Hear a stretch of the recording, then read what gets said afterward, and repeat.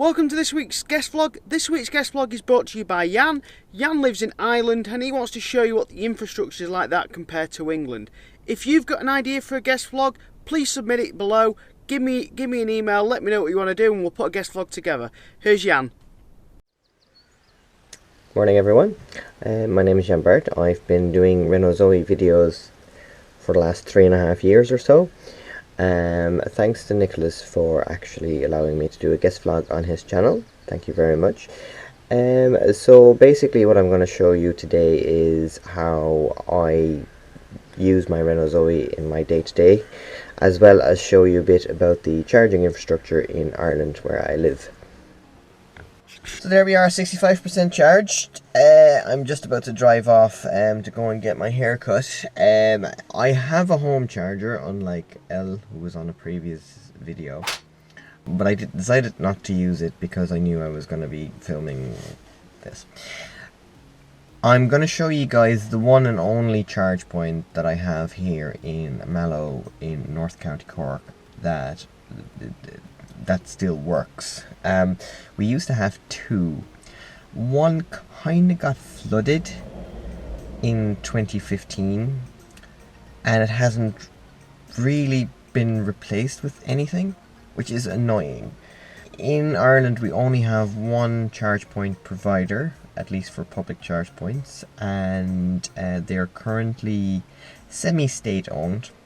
Which is not something that should continue, and it's something that we're actively trying to change. I'm part of the Irish EV Owners Association, and we're trying to push electric car ownership in Ireland, and it is a slow, tedious process. So I will show you guys the one charge point we have left. So here we are. This is Mallow train station.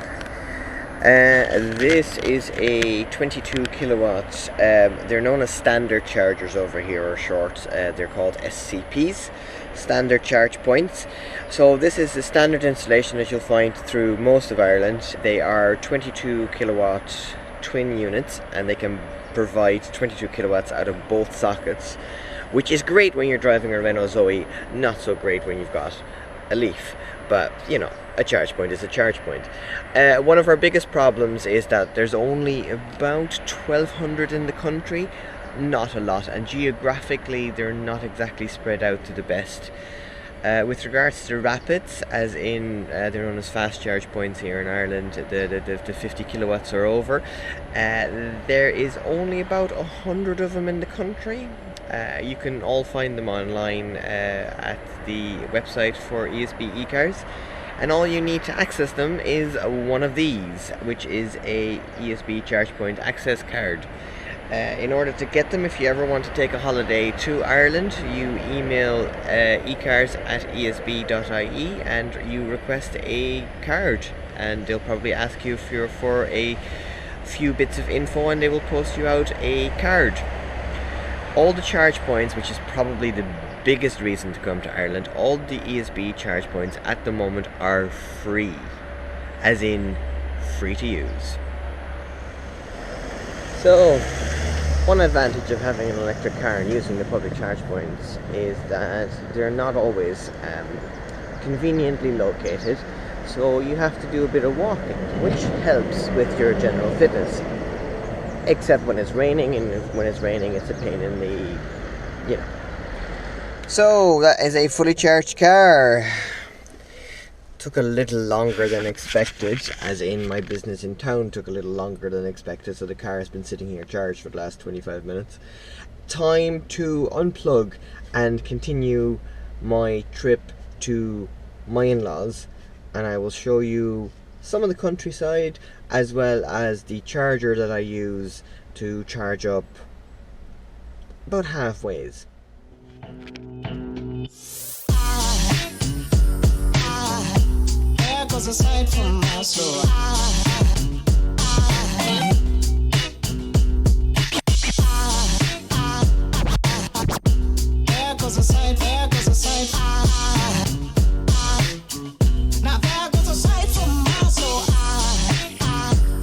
So there is my charge point. and I sadly can't make use of it because there's two normal cars parked right in front of it. This sadly is a problem that we have here on a regular basis. It's not like there's not enough parking in this particular forecourt, but somebody always seems to be finding this a convenient place to park. So my dear wife has gone down to the bathroom in the actual petrol station, so I think I'll just wait for about 4 or 5 minutes and see if the owners turn up and see if I can get a charge. Now 2 minutes later we are charging. There was an entire family with ice creams that came out and moved one of the cars, so that wasn't too bad. But like I said, it's a regularly occurring problem in a lot of the rapid chargers that we have here in this country, because they're generally in petrol forecourts or in things like shopping centres, very seldom properly marked, and even if they're properly marked, you end up with, say, other cars queuing. There is not a single location where there is more than one rapid charger in one spot. Not a single one, except for Tesla superchargers. Anyway, I am charging, and I will probably need about 5 or 10 minutes. Probably more like 10, because I'm going to go in for a cup of coffee. And we will continue our journey to North Kerry. Now, 86%, that's enough to get going. Time to disconnect. This guy's still there though. Now let's see how long we've been here. 15 minutes. That's all we need.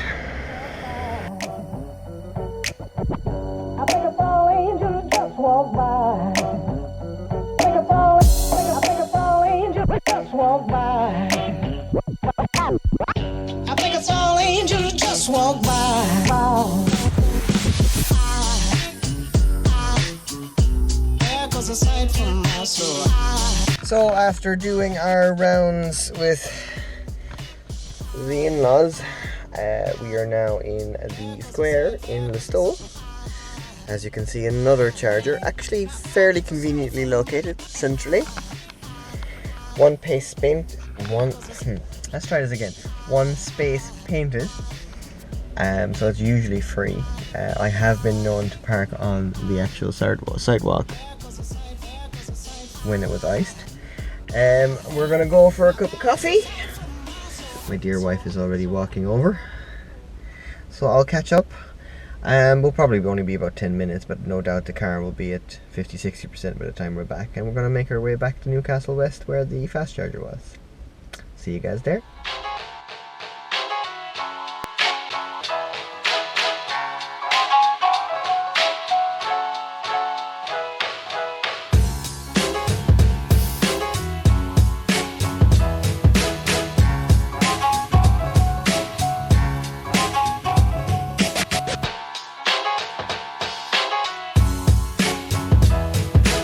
We are, so just turn that down. We are back at my house.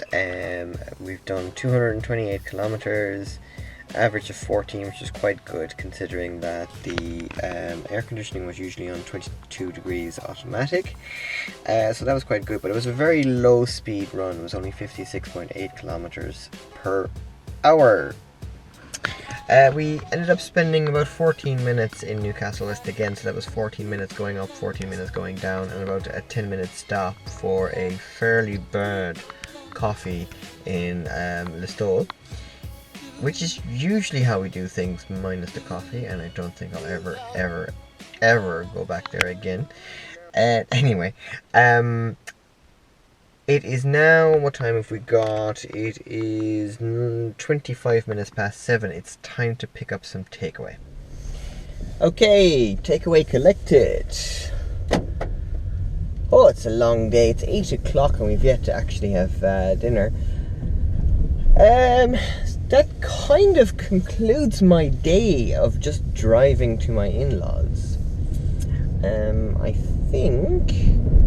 I think I will actually show you guys my home charge point before calling it a day. So I will talk to you guys when I'm back home and after I've had some food. So here we are, we're back home, and this is my home charger. It is a EO Mini 32 amp single phase charger. If you want some more info on that, there's actually a video on my channel where I explain more about it. But this is pretty much it. So my Zoe is now charging. It'll be charged well before I go to bed. I don't tend to charge this early in the evening mostly, but since I have no economy 7, it doesn't really matter what time I charge, because it won't save me any money. So that's basically it. This was my guest vlog, I guess. If you liked it, don't forget to subscribe to my channel and Nicholas's channel, and I'm sure he has some form of recommended videos over here. Thanks very much, and thanks again for Nicholas, and we will see you guys online.